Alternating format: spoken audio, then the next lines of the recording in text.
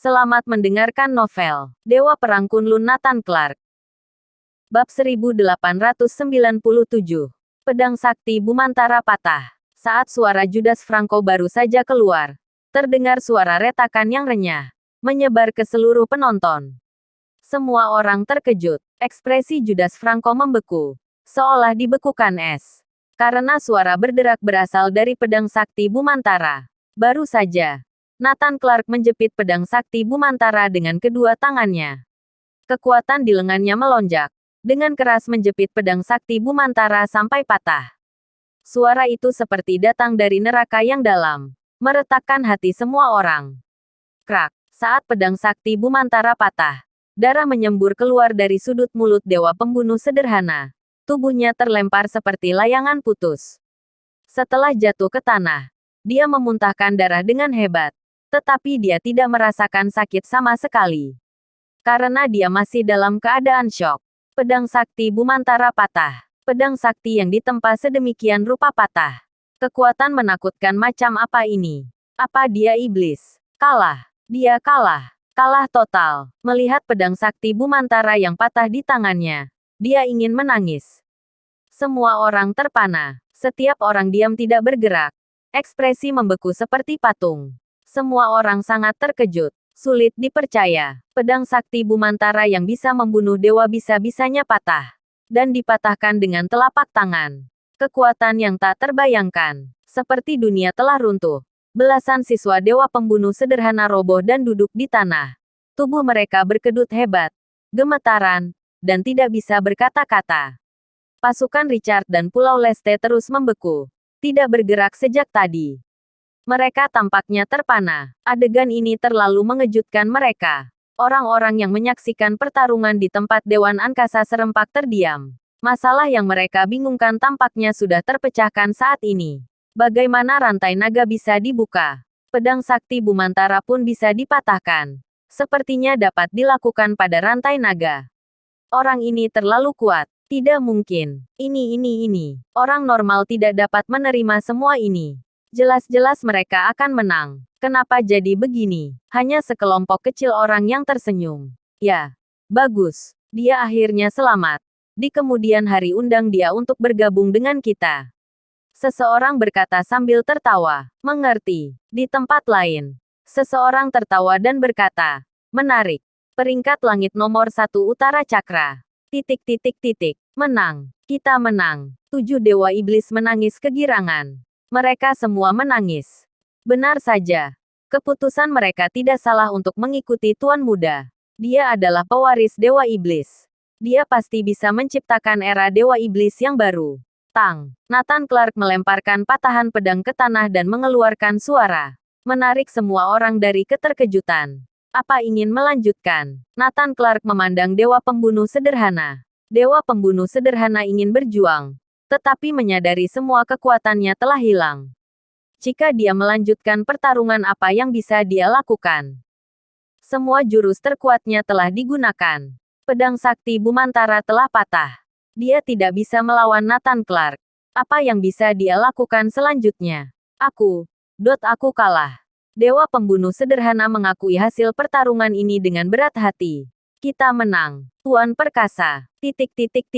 Teriak 7 dewa iblis. Ratusan ribu orang yang hadir terdiam. Richard dan pasukan Pulau Leste adalah yang paling diam. Mereka telah merencanakan begitu lama. Membayar mahal. Dan akhirnya Nathan Clark menang.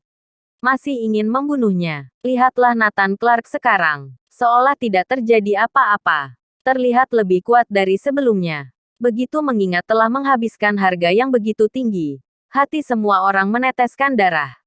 Dengan harga mahal yang mereka bayar, Nathan Clark tidak merasakan sakit sama sekali.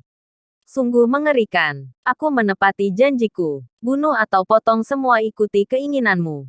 Dan Dewan Angkasa tidak akan mempersulitmu. Dewa Pembunuh Sederhana berkata. Dia siap untuk mati. Pewaris Dewa Iblis tidak akan membiarkannya hidup. Tanpa diduga, Nathan Clark tertawa. Kamu adalah raksasa tarung dunia bela diri Neslandia. Mengapa aku harus membunuhmu? Hah, ini membuat Dewa Pembunuh Sederhana tertegun. Nathan Clark tidak membunuhnya. Saat Nathan Clark ingin menjelaskan, Tiba-tiba terjadi sesuatu. Bab 1898. Siapa yang meracuni? VTTT. Mulut dewa pembunuh sederhana tiba-tiba berbusa. Seluruh tubuhnya kejang. Dia jatuh ke tanah dan berguling-guling. Kesakitan yang luar biasa. Yang lebih menakutkan adalah bercak-bercak darah mulai muncul di tubuhnya. Seolah-olah akan mencabik-cabik tubuhnya. Nathan Clark dikejutkan oleh pemandangan di depannya. Apa yang terjadi? Dengan pukulan tadi, dia memang melukai dewa pembunuh sederhana. Tapi sebagian besar kekuatannya digunakan untuk menghancurkan pedang sakti Bumantara. Dewa pembunuh sederhana menderita luka ringan. Tidak akan menjadi masalah serius. Mengapa dia menjadi seperti ini? Mungkinkah? Raut wajah Nathan Clark berubah drastis. Sebuah ide muncul di benaknya. Keracunan. Dewa pembunuh sederhana terkena racun. Ada racun di pedang. Dia langsung menyimpulkan. Saat dia akan mengatakan yang sebenarnya, dia didahului oleh satu orang. Keracunan. Guru keracunan. Nathan Clark meracuni guru. Nathan Clark, kamu harus mati. Beberapa siswa dari dewa pembunuh sederhana segera berteriak. Nathan Clark tercela dan tak tahu malu. Bisanya menggunakan cara tercela seperti ini. Nathan Clark, kamu menang. Tapi menang dengan tidak terhormat. Tidak. Nathan Clark awalnya sudah kalah. Tetapi dia menang dengan menggunakan cara licik ini. Aku sudah mengatakan. Pedang sakti Bumantara tidak mungkin bisa dipatahkan. Nathan Clark pasti menggunakan trik.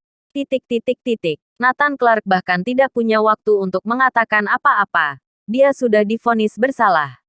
Dia yang meracuninya. Semua menunjuk padanya. Melihat suara bulat dari penonton, Judas Franco menunjukkan senyum kemenangan. Dia yang meracuninya. Pasukan Pulau Leste yang memberikan tugas agar dia meracuni dewa pembunuh sederhana. Saat dewa pembunuh sederhana meminjamkan pedang sakti Bumantara sebelumnya, Judas Franco mengamatinya. Saat itu, dia memberikan racun mematikan. Tidak terlihat dan tidak berwarna. Tidak akan ketahuan sama sekali. Jenis racun yang sangat mematikan ini tidak akan langsung menyerang. Hanya akan bereaksi setelah menggunakan ilmu bela diri. Dan semakin kuat kekuatannya, semakin akan merangsang racun mematikan ini. Jadi setelah dewa pembunuh sederhana menyentuh pedang sakti Bumantara di depannya, tidak terjadi apa-apa. Tidak akan berdampak apapun. Sekarang akhirnya bereaksi. Tapi selama tidak menggunakan bela diri, tidak akan ada masalah. Sebagai contoh, siswa yang memegang pedang sakti Bumantara untuk dewa pembunuh sederhana tidak terkena racunnya. Karena dia tidak menggunakan bela dirinya. Racun itu secara alami tidak akan bereaksi. Sejauh ini tidak ada yang aneh. 7 dewa iblis segera berdiri dan berdebat. Tidak mungkin. Tuanku memiliki kekuatan yang hebat. Bagaimana mungkin menggunakan racun? Dia sama sekali tidak membutuhkannya. Aku pikir racun ini telah diberikan terlebih dahulu oleh seseorang. Benar saja. Apa yang dikhawatirkan terjadi. Sesuai dengan prediksi Dewa Iblis Pedang. Kekuatan utama masih menunggu langkah selanjutnya. Judas Franco segera berteriak. Diracuni sebelumnya. Sungguh konyol. Guru sangat kuat. Siapa yang bisa meracuninya? Dewa Pedang mencibir dan berkata. Seseorang pasti telah memanipulasi pedangnya. Aku pikir racunnya ada di pedang. Ya, pasti ada orang yang telah memanipulasi pedangnya terlebih dulu. Yang lain juga berkata, mustahil. Hanya guru dan senior Bakri yang menyentuh pedang ini. Selalu di bawah pengawasan senior. Dia adalah murid guru yang paling dibanggakan. Tidak mungkin dia mencelakakan guru. Jika seseorang menaruh racun di pedang, mengapa senior Bakri baik-baik saja? Mengapa hanya guru yang terkena racun? Bagaimana ini mungkin terjadi? Ini pasti ulah Nathan Clark. Judas Franco berkata dengan tegas. Dia memanfaatkan fakta bahwa racun mematikan ini hanya bereaksi setelah menggunakan bela diri. Setelah bukti dikeluarkan, penonton terdiam. Bahkan 7 dewa iblis tidak tahu bagaimana menyangkalnya. Dewa pembunuh sederhana sebelumnya baik-baik saja. Ini terjadi setelah pertarungan dengan Nathan Clark. Nathan Clark sepertinya satu-satunya yang bisa meracuninya. Sejauh yang aku tahu, di antara 7 dewa iblis, keterampilan racun dewa iblis racun sangat hebat. Pasti dia yang memberikan racun mematikan yang bisa melukai guru. Judas Franco terus memberikan bukti. Benar, racun biasa tidak mempan pada dewa pembunuh sederhana. Tapi racun dari dewa iblis racun pasti bisa melakukannya. Bersambung.